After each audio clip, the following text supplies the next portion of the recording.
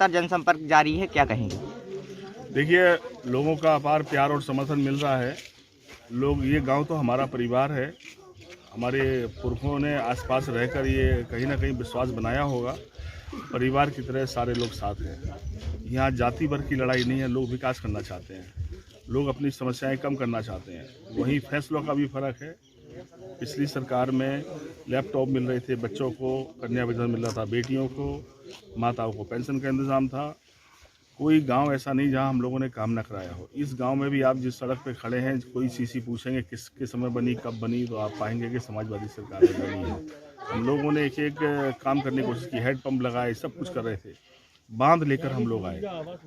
करोड़ों की लागत से बांध बन रहा था। परीक्षा बांध 125 साल पुराना है। हम लोग चाहते थे जल्दी वो बांध बन जाए, क्योंकि यदि कभी परीक्षा बांध फट गया जो 100 साल 125 साल पुराना है, तो क्या भयावह स्थिति होगी, ये सोचा नहीं जा सकता। अखिलेश जी ने हमारी बात सुनी।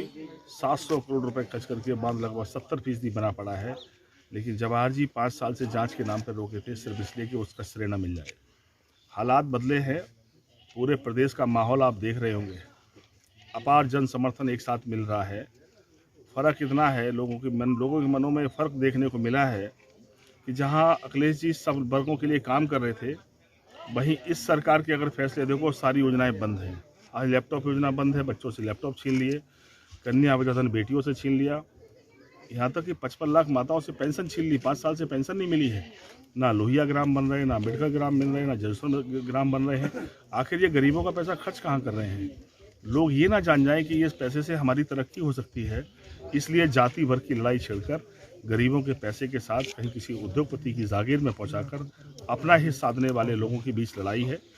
विकास और वादों के बीच लड़ाई है। यहाँ वादे तो बहुत बड़े हैं बीजेपी के, पर विकास के नाम पे शून्य है। गांव में कोई काम नहीं किया उन्होंने। लोगों ने सोचा था कि जवाहर जी बनेंगे। हम लोग तो सब वर्गों की बेटियों की शादी करते थे, बहनें बनाई हमारे पास। मैं कह सकता हूँ राजनीति में जितनी बहनें भगवान ने मुझे दी, इतनी बहनें किसी नेता के पास नहीं है।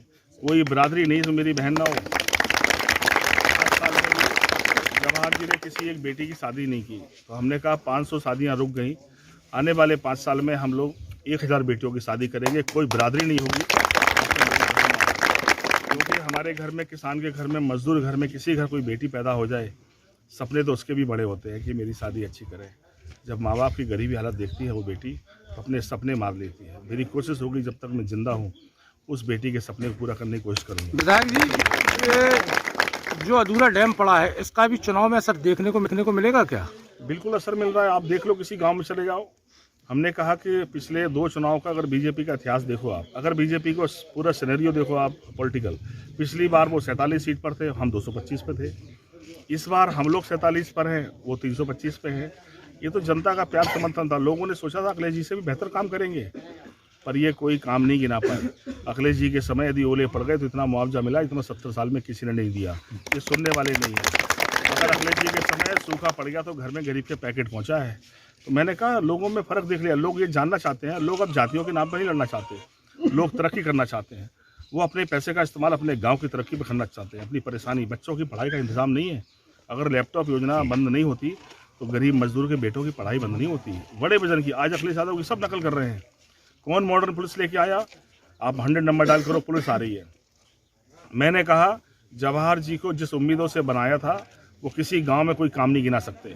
और मैं दावे से कह सकता हूं, आप किसी गांव चले जाओ विधानसभा के, कोई गांव ऐसा नहीं होगा जहां दीपक यादव ने कोई ना कोई बड़ा काम ना कराया हो। ये फ़र्क है हम लोगों में। मैं कह सकता हूं उसकी वजह है कि आप जाति बंधनों से छोड़कर लोग सब मिलकर साथ दे रहे हैं।